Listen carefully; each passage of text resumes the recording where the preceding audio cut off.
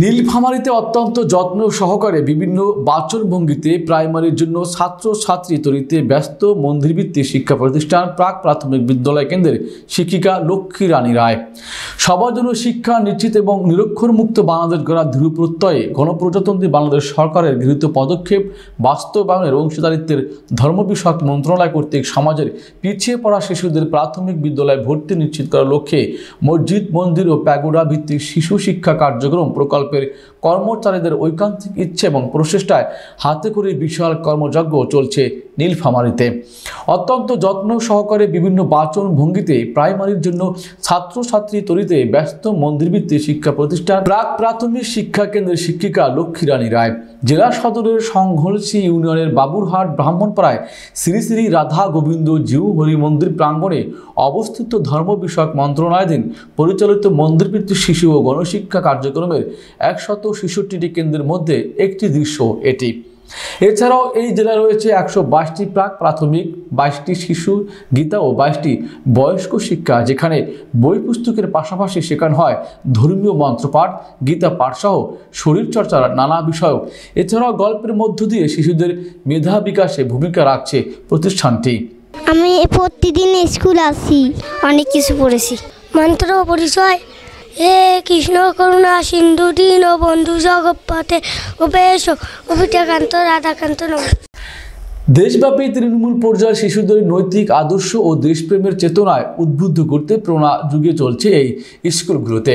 বর্তমানে মানুষের কর্মব্যস্ত জীবনে জাতিকে শিক্ষায় শক্তি যোগাতে শিক্ষার সাথে সম্পৃক্ত সংশ্লিষ্ট কর্মচারীরা জীবনের শেষ প্রান্তে এসে দাঁড়িয়ে সেবা প্রদান করলেও অদ্যাবধি কর্মচারীদের রাজস্ব খাতে আত্মীয়করণের জন্য কেউ কোনো প্রকার পদক্ষেপ গ্রহণ না করায় অনিশ্চয়তার মধ্যে প্রকল্প সংশ্লিষ্ট কর্মচারীগণ। 2003 সালে বাংলাদেশে 21টি জেলার মধ্যে নীলফামারীতেও শুরু করা ধর্ম মন্ত্রণালয়ের অধীনে সরকারি প্রকল্পটি পঞ্চম পর্যায় শেষে ষষ্ঠ পর্যায়ে। হিন্দু ধর্মীয় কল্যাণ ট্রাস্টের আওতায় প্রাক প্রাথমিক শিক্ষা কেন্দ্রগুলোর পথ চলা। বছরের শুরুতে জানুয়ারি মাসে প্রতিটি স্কুলে 30 জন করে শিশু ডিসেম্বরে বের হয়ে আবার জানুয়ারিতে ভর্তির সুযোগ পায় প্রাইমারিতে। এদিকে সরকারের যে লক্ষ্য সব শিশুকে নিরক্ষর মুক্ত করতে চাওয়া, সেই শিশু বান্ধব স্কুলের দীর্ঘদিনের পরিচালনায় নানাবিধ তুলে ধরলেন এই পরিদর্শক। আমি অনুপ কুমার কুণ্ডু, মন্দির ভিত্তিক শিশু ও গণশিক্ষা কার্যক্রমের সুপারভাইজার পদে রয়েছি। আমি এই শিশু বান্ধব কাজ নিয়ে দীর্ঘ 2003 সাল থেকে কাজ করছি। এই কাজের মধ্যে প্রচুর আনন্দ।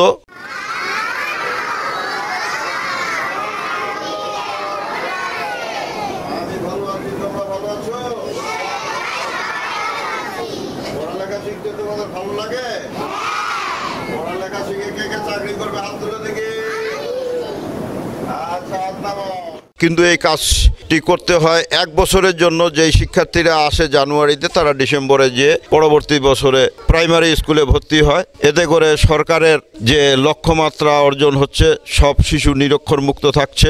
আর এই নিরক্ষর মুক্ত বাংলাদেশ গড়তে আমরা যে ভূমিকা রাখছি সেটা বলার কোনো ভাষা নেই। আসলে এই কাজ করতে যাচ্ছি, অনেক সমস্যার সম্মুখীন হচ্ছি। যে মন্দির কমিটি অনেক জায়গায় সচেতন হয়ে গেছে, তারা সহযোগিতা করছে, অনেক জায়গায় হয়তো নিষ্ক্রিয় আছে, যার কারণে একটু সমস্যা হয়। যেখানে মন্দির কমিটি সক্রিয় রয়েছে, তারা শিক্ষককে সহযোগিতা করছে এবং বাচ্চা কালেকশনে কোনো সমস্যা হচ্ছে না। এই প্রোগ্রামটি অনেক ক্ষেত্রে দেখা যাচ্ছে দুর্বল এলাকায় বিস্কুট দিয়ে অনেক সময় সমস্যা সৃষ্টি করছে। বিশেষ করে এনজিওরা বেশি সমস্যা সৃষ্টি করছে, কারণ ওরা অনেক কিছু দিয়ে, লোভ লালসা দিয়ে সরকারি এই প্রোগ্রামকে ব্যাহত করার চেষ্টা করছে।